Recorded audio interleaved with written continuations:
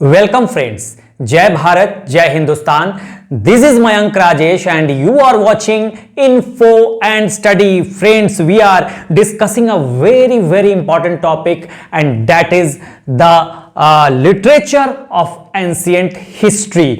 और इसकी शुरुआत, ये एक इंपॉर्टेंट सीरीज है, मैंने बताया था, हमने इसकी शुरुआत एक वीडियो से कर दी है, हमने इंट्रो वीडियो इस पे दे दिया था और वहां पर मैंने बताया था कि जब हम एंशिएंट हिस्ट्री के लिटरेचर को पढ़ेंगे तो कई भाषाओं पर हम कई भाषाओं के बारे में और उनके डेवलपमेंट के बारे में, कैसे उनका डेवलपमेंट हुआ, इसकी बात हम करेंगे। जिसमें आपको अगर देखें तो इंडस वैली सिविलाइजेशन से हमने बात शुरू की थी और यानी कि सिंधु घाटी सभ्यता से बात की थी और वहां मैंने बता दिया था कि चूंकि सिंधु घाटी सभ्यता जो थी वो सभ्यता, उस सभ्यता में जो उसका लैंग्वेज है या जो स्क्रिप्ट है, लिपि है, उसको पढ़ा नहीं जा सका है, पिक्चोरियल लिपि है, ठीक है, तो उसको पढ़ा ही नहीं जा सका। लिटरेचर तो था, ठीक है, हम साहित्य की अगर बात करें तो कुछ ना कुछ तो लिटरेचर था, लेकिन that has not been deciphered so far, अभी तक उसको पढ़ा नहीं गया है, डिकोड नहीं किया गया है, तो उसके बारे में हमें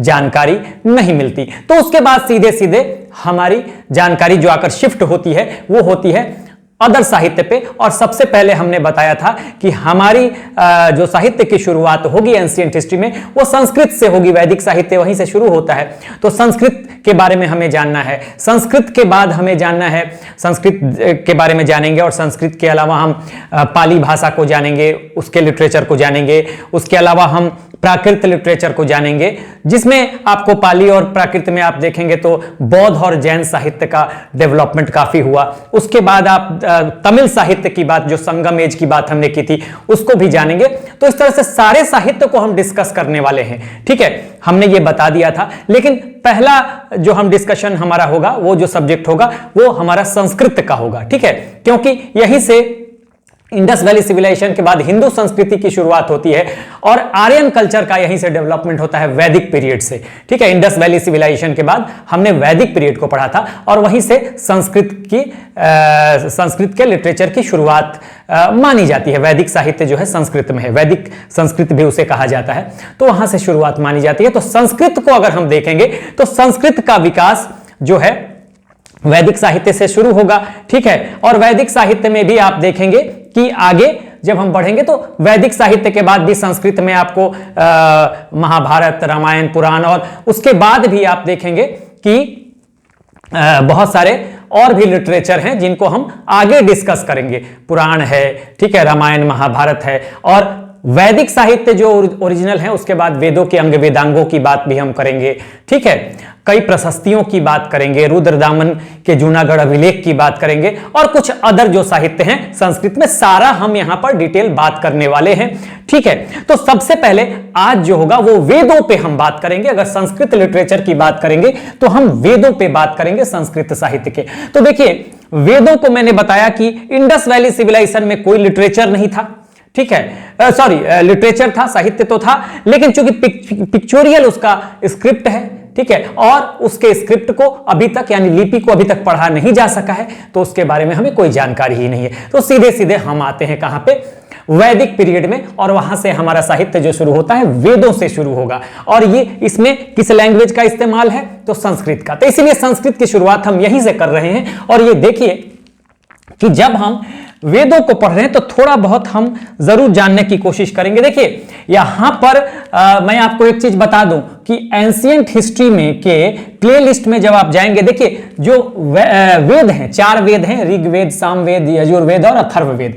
ये 4 महत्वपूर्ण क्या, जो यही 4 वेद हैं। तो इन वेदों के बारे में जो हमारा रेगुलर हिस्ट्री का क्लास है, वहां पे lecture number 32 and lecture number 33, देखिए यहां पर एंशिएंट हिस्ट्री की क्लास में जाइएगा, प्लेलिस्ट में जाइएगा, लेक्चर 32 और लेक्चर 33। यहां पर 32 में पूरा ऋग्वेद है, 1 घंटे की वीडियो है, करीब 50 मिनट के आसपास, 48 या 50 मिनट के आसपास। इसमें बाकी तीनों वेद हैं आपको, सामवेद, यजुर्वेद और अथर्ववेद। तो ये पूरे वेद हैं 32 और 33, क्योंकि वहां पे हमें वैदिक पीरियड के हिसाब से उस कालक्रम के बारे में क्या क्या चीजें हुई, सभा, समिति, राजनीति, ठीक है, आर्यन का आना, वो सब चीजों का हमने वहां पे एक डिटेल दिया हुआ है। लेकिन यहां पर चूंकि हम एक साहित्य की बात कर रहे हैं, सिर्फ साहित्य तक सीमित है, तो कुछ जानकारी तो यहां लेंगे, लेकिन उतना डिटेल नहीं लेंगे, क्योंकि यहां हमारा फोकस मात्र साहित्य पे है। कुछ महत्वपूर्ण जानकारियां हम जरूर लेने वाले हैं यहां पर। तो अगर आपको पूरा का पूरा डिटेल लेना है वैदिक पीरियड के बारे में, तो वैदिक पीरियड की जानकारी ही मिलती है वेदों से, ऋग्वेद से अर्ली वैदिक पीरियड की, और बाकी 3 वेद जो हैं उनसे लेटर वैदिक पीरियड की जानकारी मिलती है। तो पूरा डिटेल वहां पर है। एंशिएंट हिस्ट्री याद रखिए, प्लेलिस्ट है एंशिएंट, सबका मैंने प्लेलिस्ट बनाया हुआ है। लेक्चर नंबर 32 और लेक्चर नंबर 33 आप देखेंगे तो चारों वेद के बारे में डिटेल जानकारी है। अब यहां पर आते हैं हम कि हमें आज ध्यान देना है संस्कृत लिटरेचर में ऋग्वेद, सामवेद, यजुर्वेद और अथर्ववेद। ठीक है, तो इसको हम देखेंगे। वैसे संस्कृत का एक सबसे लंबा सेगमेंट लिटरेचर में हमारे पास संस्कृत का ही होगा, क्योंकि यहां पे आगे हमें ब्राह्मण, आरण्यक, उपनिषद, ठीक है, उसके बाद आपको पुराण, महाभारत, रामायण, वेदांग, ठीक है, कई प्रशस्तियां हैं, ठीक है, उन सारी चीजों को हमें देखना है यहां पर। तो बहुत एक बड़ा सेगमेंट है ये, तो इसको हम देखेंगे। तो सबसे पहले देखिए कि यहां पर संस्कृत लिटरेचर में अगर हम वेदों की बात करें तो यहां पर ऋग्वेद, सामवेद, यजुर्वेद और अथर्ववेद को हम देखने जा रहे हैं। ऋग, साम, यजुर और अथर्व। ठीक है, अब देखिए यहां पर मैं आपको बताऊं, इन 3 वेदों को ध्यान रखिएगा, वेद त्रयी कहा जाता है, जबकि अथर्ववेद को अलग रखा गया है वेद त्रयी से, क्योंकि इसकी विषय वस्तु अलग है। ठीक है, इसमें जादू टोना, ब्लैक मैजिक, ठीक है ना, ये सब चीजें हैं, मेडिसिन, इन सब चीजों के बारे में, और बाकी ये श्लोक हैं जनता की, इसमें भगवान की स्तुतियां हैं, ईश्वर की स्तुतियां हैं इसमें। ठीक है, तो इसलिए इसको वेद त्रयी कहा गया। तो कभी आपसे एग्जाम में आ जाए कि कौन सा वेद त्रयी नहीं है, तो आप अथर्ववेद को उसमें कहेंगे कि वेद त्रयी नहीं है। देखिए यहां पे हम इस चीज को देखिए, कुछ डिटेल तो समझेंगे, इस चीज को समझने की कोशिश करेंगे कि वेदों का महत्व क्या है। हमारा दृष्टिकोण अलग होगा यहां पर, हाँ, स्टोरी एंगल अलग होगी। वहां पे जो आप देखेंगे तो सारा थ्रेडवेयर देखेंगे, ऑब्जेक्टिव के हिसाब से भी एक एक चीज आपको मिल जाएगा। अब देखिए जो विशेष जानकारियां हैं वेदों के बारे में, वेद संस्कृत के विद धातु से बना हुआ है और उसका मतलब होता है ज्ञान, नॉलेज, ज्ञान यानी नॉलेज। इसको अपौरुष्य कहा गया। अपौरुष्य का मतलब जो पुरुष द्वारा नहीं हो, जिसको किसी पुरुष ने नहीं लिखा। अब मैं आपको बताऊं कि अपौरुष्य का मतलब यह है कि वेदों को देववाणी माना गया है, देवताओं की वाणी माना गया है, जिन्होंने ज्ञान की बातें की देवताओं ने, लेकिन किससे किया ज्ञान की बातें? ऋषि मुनियों से किया। देवताओं ने ऋषि मुनियों से ज्ञान की बातें की, और ऋषि मुनियों ने भी काफी समय तक इसको श्रुति माध्यम से अपने नेक्स्ट जनरेशन को पास किया। यानी जनरेशन टू जनरेशन ये सुन सुन कर पास होता रहा ये ज्ञान की बातें। दी देवताओं ने किसको दी? ऋषि मुनियों को दी, और सुन सुन कर इसका वर्बल ट्रांसमिशन हुआ। ठीक है, वर्बल ट्रांसमिशन हुआ, इसीलिए इसको श्रुति की श्रेणी में, श्रुति लिटरेचर भी कहा गया है। अब देखिए यहां पर मैं आपको बताऊं, मैंने उस दिन भी बताया था जब मैं इंट्रो क्लास ले रहा था कि साहित्य 2 तरह के हैं। ठीक है, साहित्य एक श्रुति, अगर हम लिटरेचर की बात करें, श्रुति और स्मृति। तो श्रुति में सिर्फ आपको चारों वेद, ये चारों वेद, ठीक है, ऋग, साम, यजुर, अथर्व, और इसके अलावा ब्राह्मण, आरण्यक और उपनिषद, यही तक आपको श्रुति में आते हैं। यानी इनको सुन सुन कर पास किया गया है। ठीक है, जनरेशन टू जनरेशन। यानी कि आगे क्या होगा कि श्रुति साहित्य के रूप में तो ये जनरेशन टू जनरेशन पास हुए, बाद में महर्षि कृष्णद्वैपायन इसके कंपाइलर होंगे। यानी कि मैंने ये बताया कि चारों वेद, ब्राह्मण, आरण्यक और उपनिषद, यही श्रुति साहित्य में आते हैं, और बाकी सारे उसके बाद के जो भी हैं, चाहे वेदांग हो, ठीक है, उसके बाद आपको रामायण, महाभारत सब जो हैं वो स्मृति साहित्य में आएंगे। तो 2 तरह के साहित्य, श्रुति और स्मृति। ठीक है, तो वेद आपको श्रुति में आएगा, और वेदों के अलावा ब्राह्मण, आरण्यक और उपनिषद। उपनिषदों को वेदांत भी कहा जाता है, वेदों का अंत, आगे हम नेक्स्ट वीडियो में देखेंगे।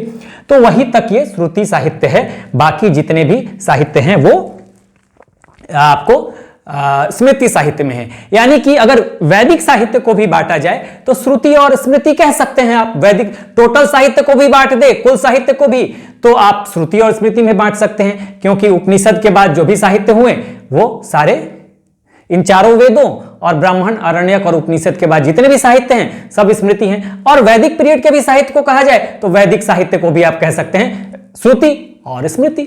यानी कि उपनिषद के बाद जितने भी साहित्य लिखे गए वो वैदिक पीरियड के या वैदिक पीरियड के बारे में या वैदिक लिटरेचर के बारे में जो भी साहित्य है, वैदिक लिटरेचर जो भी है वो क्या है, वो स्मृति साहित्य है। तो यहां तक है। तो मैंने ये बताया था कि अपौरुष इसलिए कहा गया क्योंकि ये सुन सुनकर जनरेशन टू जनरेशन पास हुआ। बेसिकली ये कहा जाता है कि प्रारंभ में, देखिए प्रारंभ में एक ही वेद था, ठीक है, सतयुग और त्रेतायुग, ठीक है ना।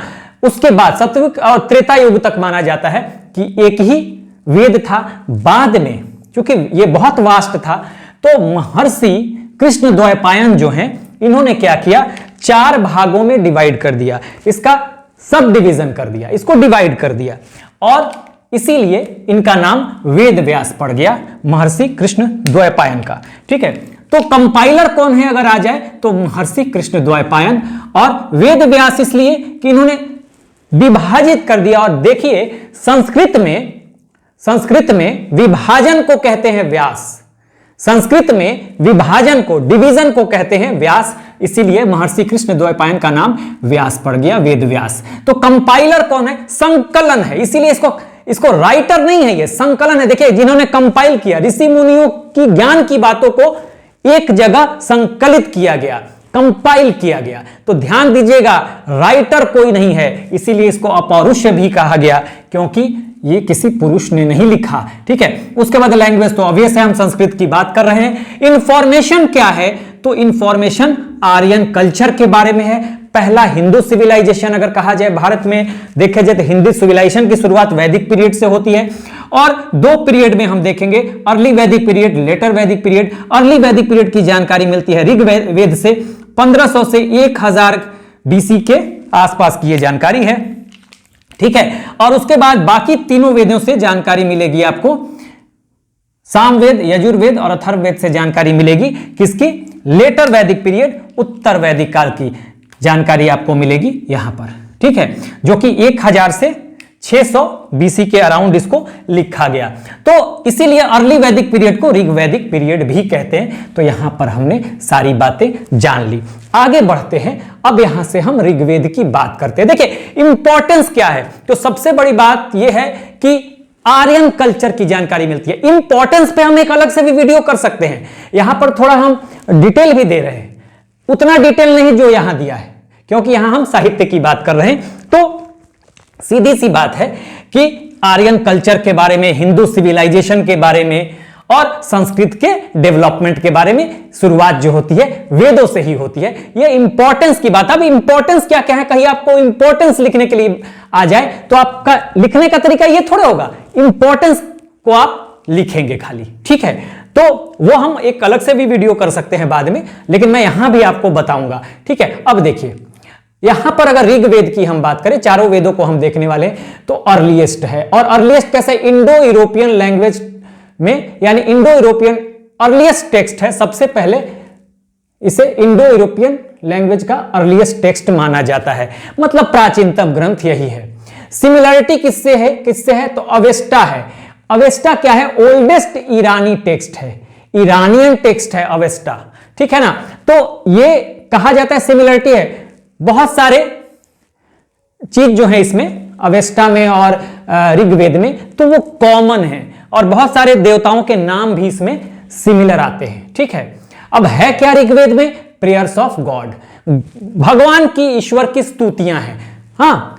और प्रत्येक, देखिए अब गॉड कौन कौन से हैं, इतना आपको मैंने खाली जानकारी के लिए लिख दिया है। इंद्र हैं, अग्नि है, वरुण जो कि जल के देवता माने जाते थे, रुद्र हैं जो पवन तूफान के देवता माने जाते हैं, आदित्य सूर्य के एक रूप हैं। 2 बार मैंने आदित्य लिख दिया है, इसको बेटा दीजिएगा, सूर्य के एक रूप हैं, ठीक है। अश्विन देवता, उषा जिनको कि भोर की देवी कहा गया, गॉडेस, बिल्कुल जैसे ही सूर्योदय होगा उस समय की, उषा कहते हैं ना, उषा हिंदी में, उस समय के उषा और पृथ्वी, इन सब देवताओं के बारे में, इन सब देवताओं का की स्तुतियां हैं इसमें ऋग्वेद में। और देखिए सबसे बड़ी बात, प्रत्येक मंत्र की शुरुआत अग्नि की उपासना से होगा।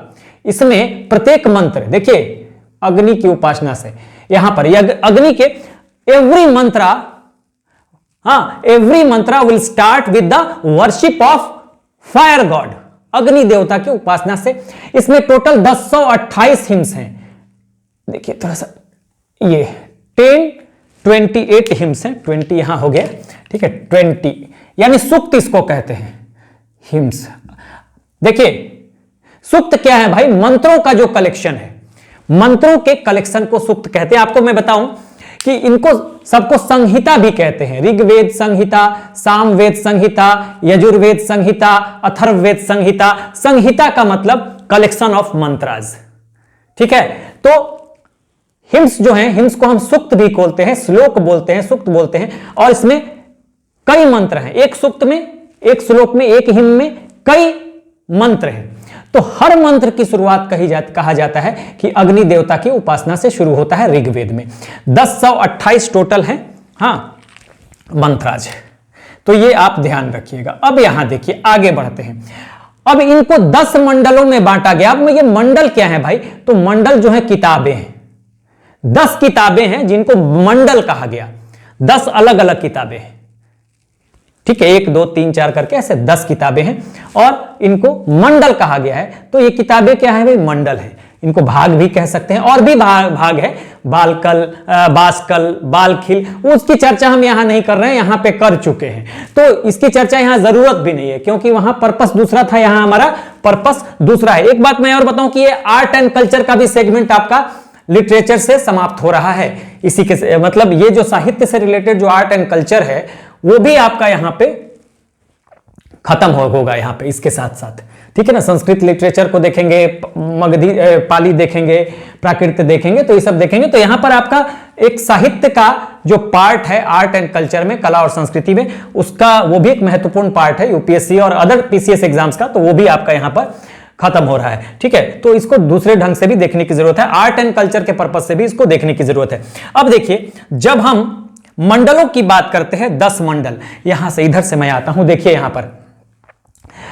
अब यहां पर देखिएगा कि दूसरे मंडल में, दूसरे से 7वें मंडल, यहां भी मैंने क्लियर लिख दिया है, दूसरे से 7वें मंडल को ऋषि मंडल कहा जाता है। इसी को गोत्र मंडल भी कहा जाता है और इसी को वंश मंडल भी कहा जाता है। और एक चीज और ये भी मैं बता दूं कि ओल्डेस्ट, ये अर्लीस्ट यहां लिखी दिया है मैंने, अर्लीस्ट मंडल 2 से 7 जो है, सबसे पुराना अगर पूछा जाए तो सबसे पुराना वो कौन से मंडल हैं? 2 से 7 मंडल जो हैं, 2 से, देखिए यहां ये 2 है और यहां 7वां है, तो 2 से 7 मंडल जो है, यानी 2 से 7वां, 2 सेकंड नंबर से लेकर 7वां बुक जो है, जो किताबें हैं, वो सबसे पहले लिखे गए, सबसे पुराने हैं।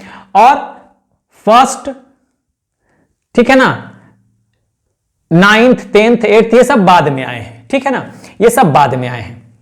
पहला और 10th, फर्स्ट और 10th सबसे बाद में आया है, सबसे बाद में फर्स्ट और 10th। तो ये ध्यान दीजिएगा। 2 to 7 अर्लीस्ट है। इन्हें ऋषि मंडल, गोत्र मंडल, वंश मंडल, यानी 4 बातें इसके बारे में याद रखनी है 2 से 7 के बारे में, कि सबसे पुराने भी हैं, इनको ऋषि मंडल भी कहा गया, गोत्र मंडल भी, वंश मंडल में क्यों कहा गया। देखिए 2 से 7 मंडल जो हैं, किसी ना किसी ऋषि ने इसको लिखा है। जैसे दूसरे मंडल को गृत्समद भार्गव ने कंपाइल किया होगा, ठीक है, इनके नाम से है। थर्ड मंडल विश्वामित्र। देखिए इसको, अब ये महत्वपूर्ण बात यहां पर देखिए, महत्वपूर्ण क्या है, आर्यों के कल्चर को जानेंगे, हिंदू संस्कृति को जानेंगे इससे, ठीक है, वेदों से, ठीक है, इनके कल्चर को जान रहे हैं, इनके राजनीतिक व्यवस्था जो भी होगी या नहीं होगी, राजनीतिक व्यवस्था उतनी शुरू नहीं हुई थी, लेकिन कुछ ना कुछ तो राजनीति होगी, उसको जानेंगे। कबीलाई रूप था ऋग्वैदिक पीरियड में, ठीक है, कस्टम, रीति रिवाज, ये सब की जानकारी यहां से मिलेगी। ये इंपॉर्टेंस यही है इस साहित्य का, ठीक है। गायत्री मंडल, अब देखिए एक और इंपॉर्टेंट बात, आर्यन कल्चर के बारे में तो जानकारी मिलती ही है, प्लस देखिए यहां पर गायत्री मंत्र किसने लिखा, अगर आ जाए तो विश्वामित्र ने लिखा, और थर्ड मंडल को इसीलिए गायत्री मंडल भी कहा जाता है। तो गायत्री मंत्र जो हिंदुओं के लिए बहुत इंपॉर्टेंट है। ओम भूर्भुवः स्वः तत्सवितुर्वरेण्यं भर्गो देवस्य धीमहि धियो यो नः प्रचोदयात्। तो ये जो मंत्र है ये विश्वामित्र का दिया हुआ है और ये थर्ड मंडल में है, इसलिए कभी आ जाए गायत्री मंडल किसे कहते हैं तो थर्ड मंडल को कहते हैं। इसी तरह से फोर्थ मंडल वामदेव का है, फिफ्थ मंडल अत्रि का है, सिक्स मंडल भारद्वाज का है और सेवेंथ मंडल जो है ये वशिष्ठ का है। तो 2 से 7 मंडल, 2 3 4 5 6 7, ये 6 मंडल जो हैं ये ऋषियों के नाम पे हैं, ठीक है, इसलिए इन्हें ऋषि मंडल कहा गया। और इन ऋषियों के नाम पर गोत्र भी चलते हैं हिंदू समाज में, तो इसलिए इसे गोत्र मंडल भी कहा गया, ठीक है। गोत्र का मतलब क्या होता है, गोत्र इसलिए बनाया गया, आप देखिएगा कि आज भी हमारे यहां ये है कि एक गोत्र में विवाह नहीं होता, भले जाति सेम हो, तो इससे गोत्र मंडल यहीं से निकल के आता है। और चूंकि गोत्र को वंश से भी जोड़ा जाता है, ठीक है, मतलब लाइनेज से जोड़ दिया जाता है, जिस वंश से आप बिलोंग करते हैं, तो इसे वंश मंडल भी कहा जाता है। तो ये तीनों देखिए, ऋषि मंडल, गोत्र मंडल, वंश मंडल, ये तीनों को कहा जाएगा। बड़ी क्यों कहा जाएगा, ऋषियों के नाम पे है, इन ऋषियों के नाम पे गोत्र भी चलते हैं और वंश, इसी को गोत्र को ही वंश भी कहा जाता है। तो और 4 बातें याद रखनी है, अर्लीस्ट 2 से 7, ऋषि मंडल 2 से 7, गोत्र मंडल 2 से 7, वंश मंडल 2 से 7, 2 to 7। तो ये बात आपको ध्यान में रखनी होगी। 8th मंडल के बारे में बहुत कुछ हमें जानकारी नहीं ली। 9th मंडल जो है वो सोम देवता को समर्पित है। 9वां मंडल सोम देवता को समर्पित है, सोम देवता को समर्पित है। सोम देवता आपको जानेंगे कि अफगानिस्तान में हिंदू कुश रीजन में मुजवंत पर्वत है, वहां एक पौधा था, प्लांट, उससे सोम रस निकलता था। तो ये जो ये सोम देवता उसी के देवता थे, उनको सोम कहा गया। जो देवता, जिस देवता के नाम से ये सोम रस निकाला जाता था, सोम देवता कहा जाता था उनको। और ये इस पे डिस्प्यूट है कि नशीला पदार्थ, ज्यादातर लोग मानते हैं कि नशीला पदार्थ था, सोम रस बनाया जाता था, सोम देवता थे, सोम को समर्पित था और उससे क्या होता था, सोम रस, उस पौधे से सोम रस बनाया जाता था जो एक नशीला पदार्थ था या नहीं था, इस पे डिस्प्यूट है, लेकिन कई जगह यह लिखा जाता है कि यह नशीला पदार्थ था। और पीता कौन था, इंद्र पीते थे इसको, इसलिए इंद्र को सोमापा भी कहा गया, ठीक है ना, सोम रस का सेवन करने वाले, सोमापा यानी इंद्र। तो कहीं पूछा जाए कि सोमापा, सोम देवता और सोमापा दोनों अलग अलग हैं। सोम देवता उस पौधे से रिलेटेड देवता है, जो पौधा मिलता है जिससे सोम रस बनाया जाता है, ठीक है। सोमापा कौन है, इंद्र हैं, जो सोम रस का सेवन करते हैं। तो दोनों में अंतर आप देखिएगा।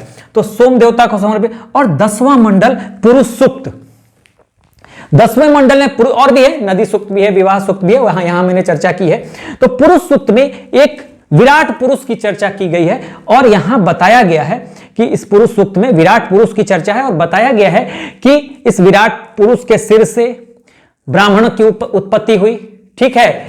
पेट या उदर से कहा गया कि हाथ से क्षत्रियों की, जो हाथ मतलब भुजाओं का प्रतीक है, बल का प्रतीक है, तो क्षत्रियों का इनसे जन्म होता है, कहा गया कि क्षत्रियों की ओरिजिन या उत्पत्ति जो है हाथों से होती है इस विराट पुरुष के। उसके अलावा उदर या जांग, कहीं उदर लिखा होगा यानी पेट और कहीं जांग, क्योंकि वैश्यों का काम व्यापार करना था और उदर पूर्ति था, तो इसलिए कहा गया कि जांग से यानी थाई से या उदर पेट से, कहीं पेट लिखा हुआ मिलेगा कहीं जांग लिखा हुआ मिलेगा, उससे वैश्यों का ओरिजिन माना जाता है और पांव से, पैर से माना जाता है शूद्रों का। तो ये पुरुष सूक्त में ही है 10वें मंडल में। तो इस तरह से आप देखेंगे कि अगर हम ऋग्वेद की बात करें या ओवरऑल हम पूरे वेद पे भी हम बात करना चाहें तो ये तो बात करेंगे ये भी, तो यहां पर देखेंगे कि आर्यन कल्चर की जानकारी हमें मिलेगी, महत्व क्या है, हमें मंडल, हमें गोत्र के बारे में जानकारी मिलती है, गायत्री मंत्र के बारे में जानकारी मिलती है, हिंदू समाज के लिए बहुत इंपॉर्टेंस रखता है गायत्री मंत्र, ठीक है। और वर्ण व्यवस्था के शुरुआत की जानकारी जो है वो इसी से मिलती है 10th मंडल से, यानी 10th मंडल के पुरुष सूक्त से। तो ये है, ठीक है, बहुत सारी चीजों की आपको जानकारी मिल रही है। हाँ, देवताओं की स्तुतियां कैसे की जाए, मंत्र कैसे हो, श्लोक कैसे हो, तो वो सब जो है वो इससे जानकारी मिलती है। तो ये एक इंपॉर्टेंस है, ठीक है, अगर खाली इंपॉर्टेंस दिखला हो तो इस पे भी हम चर्चा करेंगे, किसी वीडियो में कर लेंगे, और यहां तो मैं कर ही रहा हूं साथ साथ। तो ये सारी ऋग्वेद की बातें हैं, तो आपको बस ये ध्यान रखना है वेदों के बारे में। भाई ऋग्वेद, सामवेद, यजुर्वेद और अथर्ववेद, तो शुरुआत संस्कृत लिटरेचर की अगर देखा जाए तो वेदों से ही होती है। और समय क्या है, 1500 से 1000 बीसी के आसपास ऋग्वेद से जानकारी मिलती है।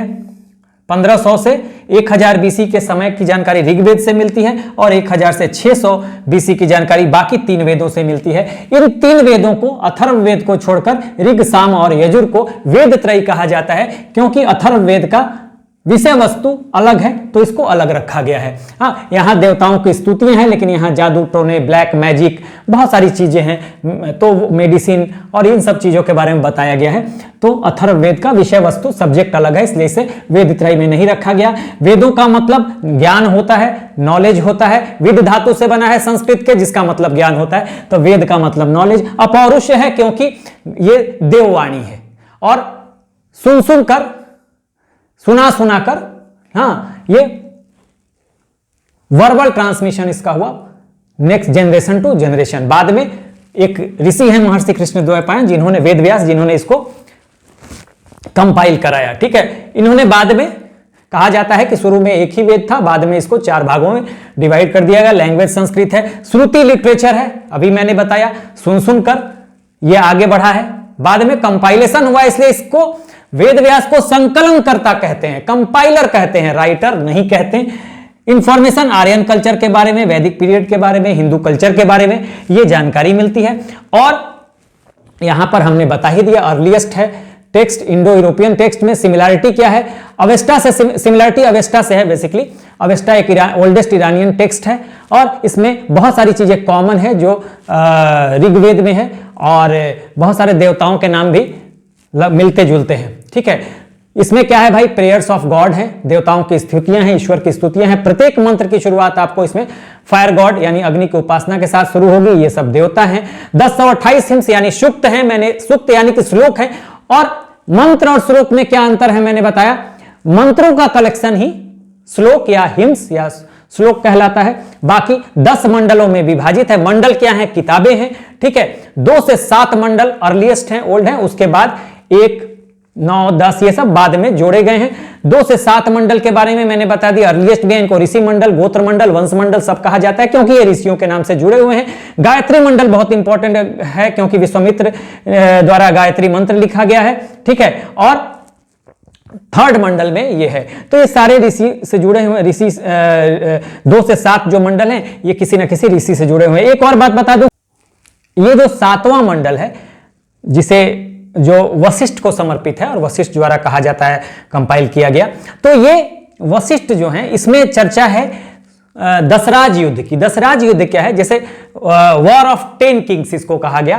पोरोशनी नदी, जिसे पोरोशनी पुराना नाम है रावी नदी का, ठीक है, तो पोरोशनी नदी के किनारे एक युद्ध हुआ था। एक आर्य राजा थे सुदास, और इनके खिलाफ 10 और राजा थे, जिसमें 5 आर्य थे, 5 अनार्य थे। ठीक है, उनके खिलाफ लड़ाई हुई थी, जिसमें सुदास जीते थे। क्यों हुआ था, कहा गया था कि सुदास जो आर्य राजा थे, उनके पहले पृष्ठ यानी पुरोहित हुआ करते थे विश्वामित्र। बाद में विश्वामित्र की जगह उन्होंने वशिष्ठ को बना लिया अपना पुरोहित, तो विश्वामित्र नाराज हो गए और इन्होंने 5 आर्यों का और 5 अनार्यों का एक संगठन तैयार किया। 5 आर्य राजा, 5 आर्य किंग और 5 अनार्य किंग, और फिर सुदास के खिलाफ युद्ध हुआ। दूसरा कारण यह भी था कि रावी नदी के पानी को लेकर भी कुछ डिस्प्यूट था, जिसकी वजह से यह लड़ाई हुई थी, और उसमें सुदास की विक्ट्री हुई थी। तो 7वें मंडल में मैं लिख भी देता हूं, यहां पर दशराज युद्ध की चर्चा है। 7वें मंडल में वॉर ऑफ 10 किंग, दशराज युद्ध। ठीक है, और दशराज युद्ध में देखिए यहां पर मैं लिख रहा हूं विक्ट्री, विक्ट्री हुई थी सुदास की। सुदास के खिलाफ विश्वामित्र ने 5 आर्य और 5 अनार्य राजाओं का संगठन तैयार किया था, लेकिन विक्ट्री इसमें सुदास की होती है। कहां पे हुई थी, पोरोशनी नदी के किनारे।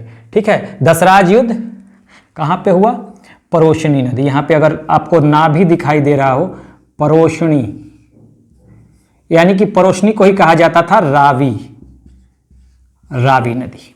ठीक है, तो ये सारा मैंने डिटेल, तो यहां आपको इस हिसाब से नहीं देखना है, इंपॉर्टेंस को खाली देखना है, इस लिटरेचर का इंपॉर्टेंस क्या है, आर्य कल्चर की जानकारी।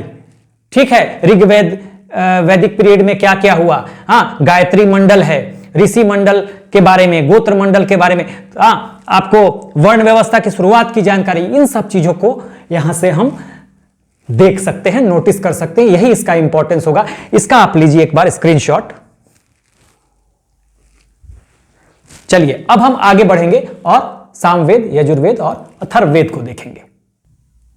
Let's move on and now will discuss the remaining 3 Vedas, Samaveda, Yajurveda और अथर्ववेदा। मैंने ये भी बताया आप इनको ऋग्वेद संहिता, सामवेद संहिता, यजुर्वेद संहिता और अथर्ववेद संहिता भी कह सकते हैं, क्योंकि संहिता क्या है, श्लोकों का जो कलेक्शन है, मंत्रों का जो कलेक्शन है, उसे संहिता कहा जाता है। तो एक चीज और आप ऋग्वेद में नोट कर लीजिएगा, इसके पृष्ठ या पुरोहित को कहते हैं होता या होत्री, ये नोट कर लीजिएगा।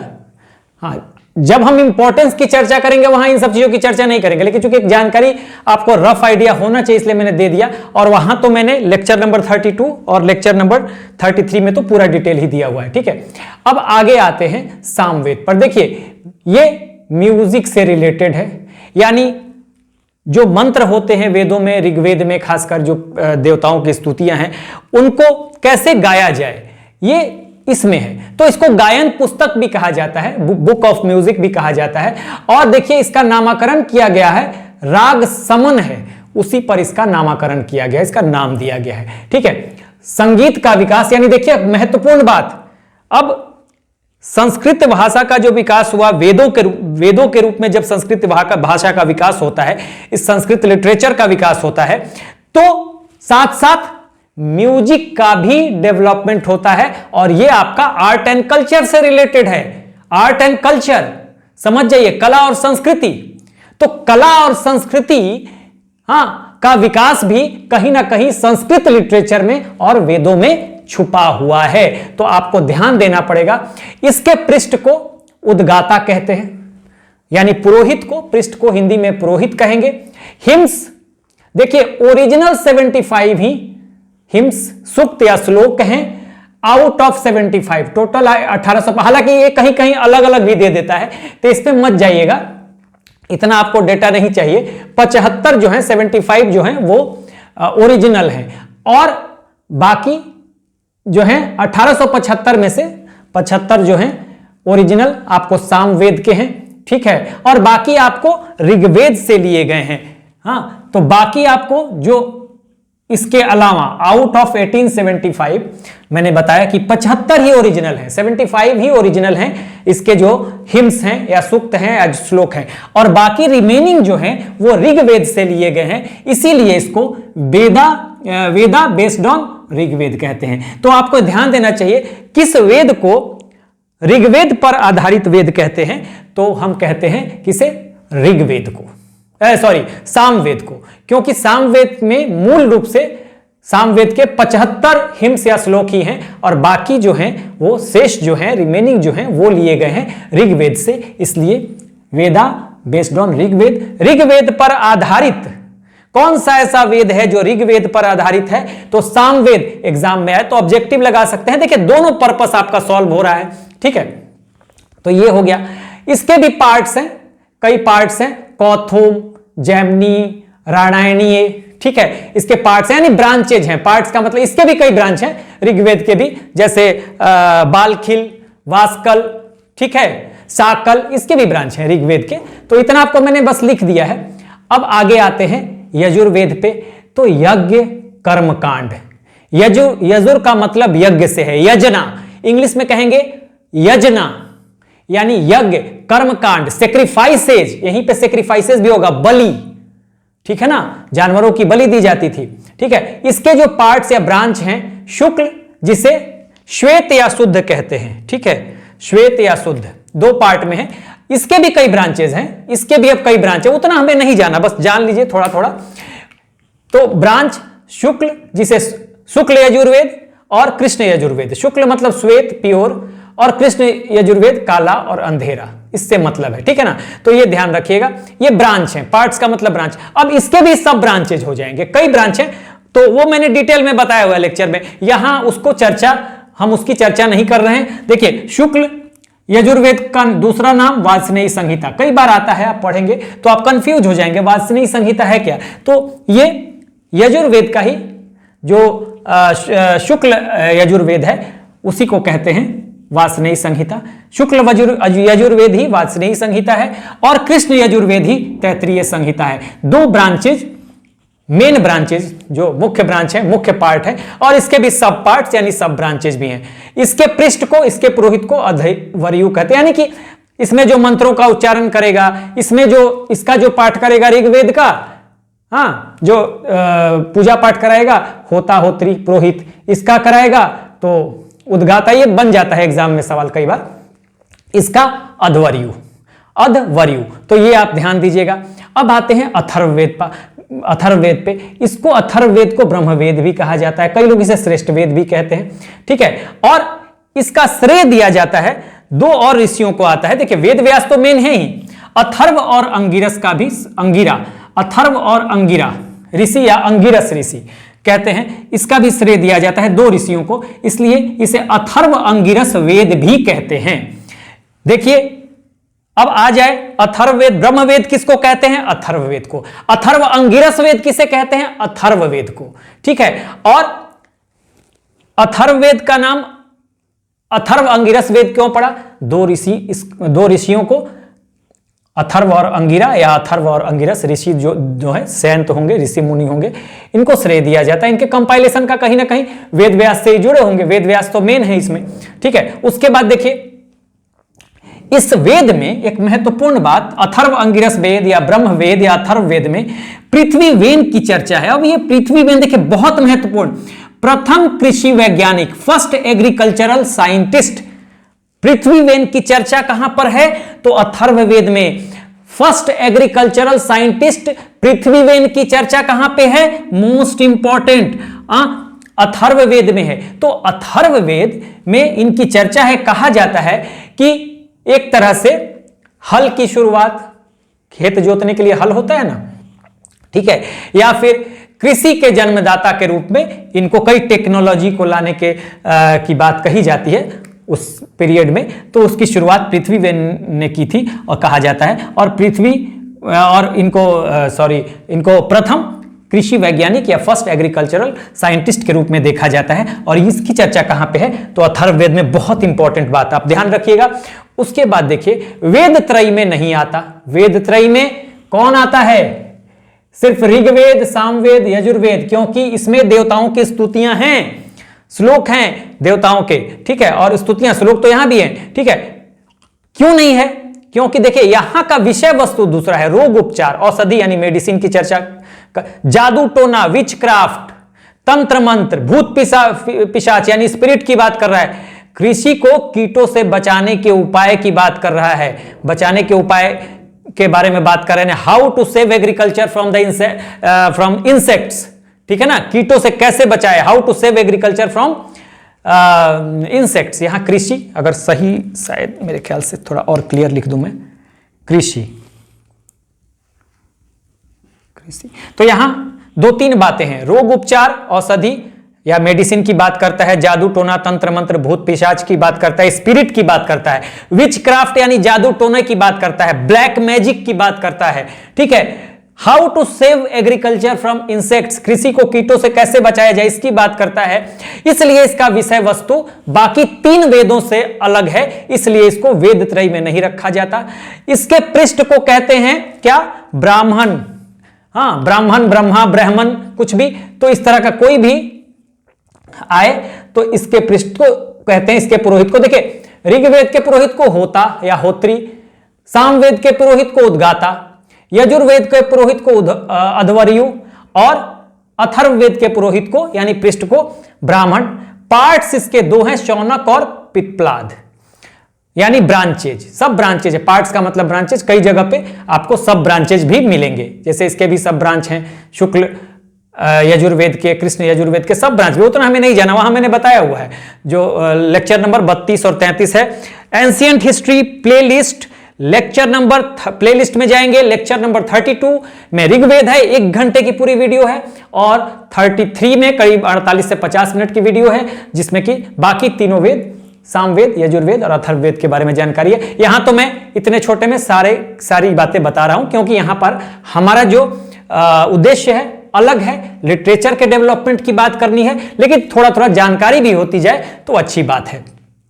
तो ये ब्रांचेज है। तो यहां पर हमने जो देखा कि देखिए कि अगर हम महत्व की बात करें वेदों के, लिटरेचर के रूप में वेदों के महत्व की बात करें, तो देखिए यहां पर हम बात कर सकते हैं कि जो वेद हैं, इससे तो संस्कृत भाषा का विकास हुआ ही, हमें जानकारी मिलती है किसकी, आर्यन कल्चर की, फर्स्ट हिंदू सिविलाइजेशन की, गायत्री मंत्र की, ठीक है, उस समय के समाज के बारे में जानकारी मिलेगी। ये सब बातें हम लिख सकते हैं, क्योंकि मैंने बताया कि ऋग्वेद यानी अर्ली वैदिक पीरियड की जानकारी आपको ऋग्वेद से मिलती है, बाकी 3 वेदों से, उत्तर वैदिक काल में किस तरह से समाज बदला, वो सब चीजें यहां पे मिलेंगी। हाँ, आप देखेंगे संगीत का विकास भी सामवेद से होता है। गायत्री मंत्र की बात मैंने की, ठीक है, गायत्री मंत्र जो है सामवेद से, म्यूजिक का विकास होता है, तो आर्ट एंड कल्चर से भी रिलेटेड हो गया। तो देखिए इंपॉर्टेंस, आपको लिखना कैसे, जब लिखना है तो यहां इंपॉर्टेंस की बात, ये तो आपको एक फैक्ट्स मैंने बताया है, लेकिन आप जब सोचेंगे उस पर भी मैं एक वीडियो बना दूंगा इंपॉर्टेंस पे, कैसे हमें उसको जाना है आगे, ठीक है। और टोटल पे तो बनाऊंगा ही, जब टोटल लिटरेचर हम पढ़ा देंगे तो उसके बाद मैं बनाऊंगा कि उसको जब हम बाय द वे आपको मेन में लिखना पड़े सवाल को, तो पीरियड के अनुसार कैसे कैसे कौन सा लिटरेचर चला। यहां तो हमारा सेगमेंट दूसरा है, संस्कृत है, उसमें हम अलग अलग चीजों को बांट के चल रहे हैं, वेदों को, अरण्यक को, ब्राह्मण को, उपनिषद को, वेदांगों को, तो हमारा सेगमेंट अभी दूसरे तरह से है। वहां पे जब इसको पढ़ लेंगे तो वो भी बता दूंगा कि टाइम पीरियड के अनुसार कैसे कैसे हम लेके चलेंगे, ठीक है। उसके अलावा देखिए महत्व की बात, म्यूजिक के डेवलपमेंट की बात, कर्मकांड के बारे में, यज्ञ कैसे होते थे उसका उच्चारण की बात, उसके उच्चारण की बात की जाती थी, तो यज्ञ में किसका इंपॉर्टेंस, सारा देखिए इंपॉर्टेंस ही है, ठीक है। रोग उपचार, मेडिसिन, तंत्र मंत्र, जादू टोना के बारे में बताया जा रहा है। इवन आपको एग्रीकल्चर के बारे में भी बहुत सारी जानकारियां इससे मिलती है, क्योंकि प्रथम कृषि वैज्ञानिक, फर्स्ट एग्रीकल्चरल साइंटिस्ट की बात यहीं पे होती है अथर्ववेद में। पृथ्वीवेद को माना जाता है फर्स्ट एग्रीकल्चर साइंटिस्ट, और कहा गया कि हल की शुरुआत, हल को का आविष्कार उन्होंने किया। कृषि की, एग्रीकल्चर की कई टेक्नोलॉजी के बारे में पहली बार जानकारी पृथ्वीवेद से मिलती है। तो इन सब चीजों से आपको देखिए पूरा का पूरा महत्व पता चलता है कि संस्कृत का विकास हुआ, और इस संस्कृत के विकास ने किन किन चीजों की जानकारी दी, तो ये हमें वेदों से मिलता है। और वेद के बाद इसके उपवेद भी हैं, आगे मैं बताऊंगा। और उसके अलावा ये तो श्रुति में है, श्रुति में अभी और बच गए, वेदों की व्याख्या करते हैं ब्राह्मण, ठीक है। और ब्राह्मण के बाद आपको अरण्यक और उपनिषद, उपनिषद तो वेदों के अंत, वेदांत कहते हैं उन्होंने, तो उनकी चर्चा हम अगले वीडियो में करने वाले हैं। तो वेद तो पूरा जो मेन वेद है हो गया, फिर वेदों से रिलेटेड जो श्रुति साहित्य है, हाँ, ब्राह्मण, अरण्यक और उपनिषद, उसकी चर्चा हम अगले वीडियो में करेंगे। तो आप चाहें तो एक बार स्क्रीनशॉट ले लें। So this is the end of the video. Do like, share and subscribe. Take care. Keep smiling. Jai Hind.